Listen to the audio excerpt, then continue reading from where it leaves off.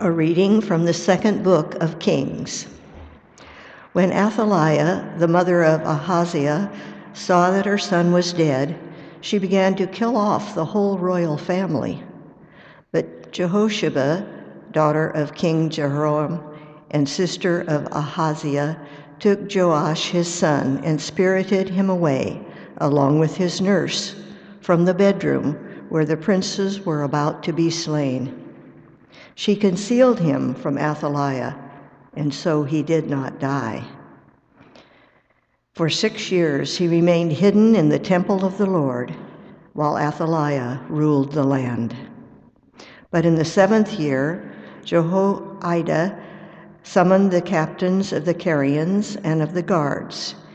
He had them come to him in the temple of the Lord, exacted from them a sworn commitment, and then showed them the king's son. The captains did just as Jehoiada the priest commanded.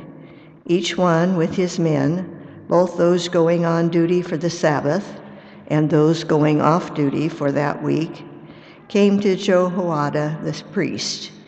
He gave the captains King David's spears and shields, which were in the temple of the Lord. And the guards with drawn weapons lined up from the southern to the northern limit of the enclosure, surrounding the altar and the temple on the king's behalf. Then Jehoiada led out the king's son and put the crown and the insignia upon him. They proclaimed him king and anointed him, clapping their hands and shouting, "Long live the king." Athaliah heard the noise made by the people and appeared before them in the temple of the Lord. When she saw the king standing by the pillar, as was the custom, and the captains and trumpeters near him, and all the people of the land rejoicing and blowing trumpets, she tore her garments and cried out, "Treason! Treason!"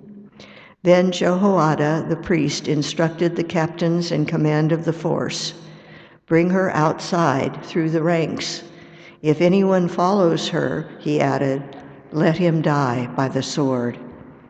He had given orders that she should not be slain in the temple of the Lord. She was led out forcibly to the horse gate of the royal palace, where she was put to death. Then Jehoiada made a covenant between the Lord as one party and the king and the people as the other, by which they would be the Lord's people, and another covenant between the king and the people. Thereupon all the people of the land went to the temple of Baal and demolished it. They shattered its altars and images completely and slew Mattan, the priest of Baal, before the altars. Jehoiada appointed a detachment for the temple of the Lord. All the people of the land rejoiced, and the city was quiet, now that Athaliah had been slain with the sword at the royal palace. The word of the Lord. The Lord has chosen Zion for his dwelling. The Lord swore to David a firm promise from which he will not withdraw.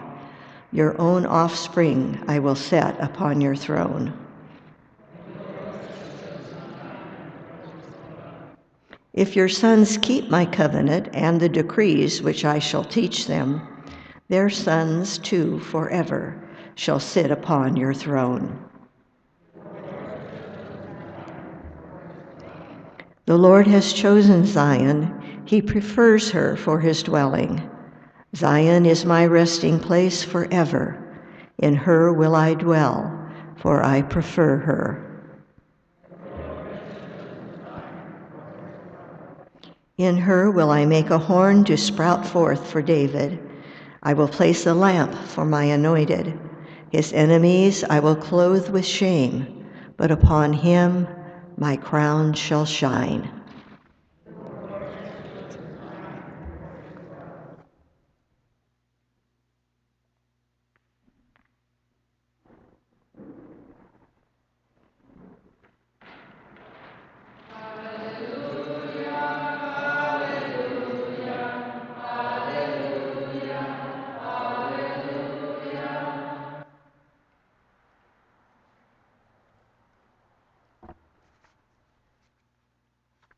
Blessed are the poor in spirit, for theirs is the kingdom of heaven.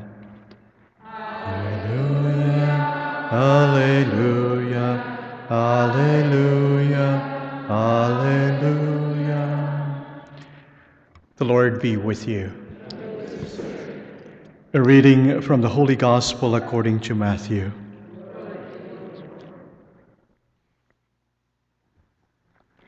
Jesus said to his disciples, "Do not store up for yourselves treasures on earth, where moth and decay destroy, and thieves break in and steal. But store up treasures in heaven, where neither moth nor decay destroys, nor thieves break in and steal. For where your treasure is, there also will your heart be. The lamp of the body is the eye. If your eye is sound, your whole body will be filled with light. But if your eye is bad, your whole body will be in darkness. And if the light in you is darkness, how great will the darkness be?" The Gospel of the Lord.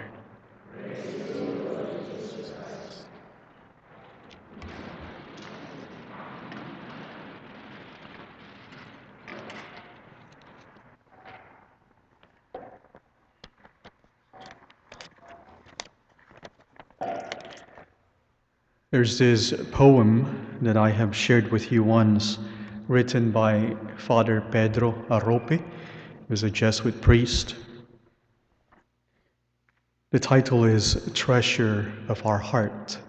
It's also been called Fall in Love, love being capital L. He wrote, "Nothing is more practical than finding God, than falling in love in a quite absolute, final way. What you are in love with, what seizes your imagination, will affect everything. It will decide what will get you out of bed in the morning, what you do with your evenings, how you spend your weekend, what you read, who you know, what breaks your heart, and what amazes you with joy and gratitude. So fall in love with a capital L. Stay in love, and it will decide everything." Finding God, falling in love with God, and staying in love with God will definitely transform everything about us. For where our treasure is, there also our heart will be. Amen.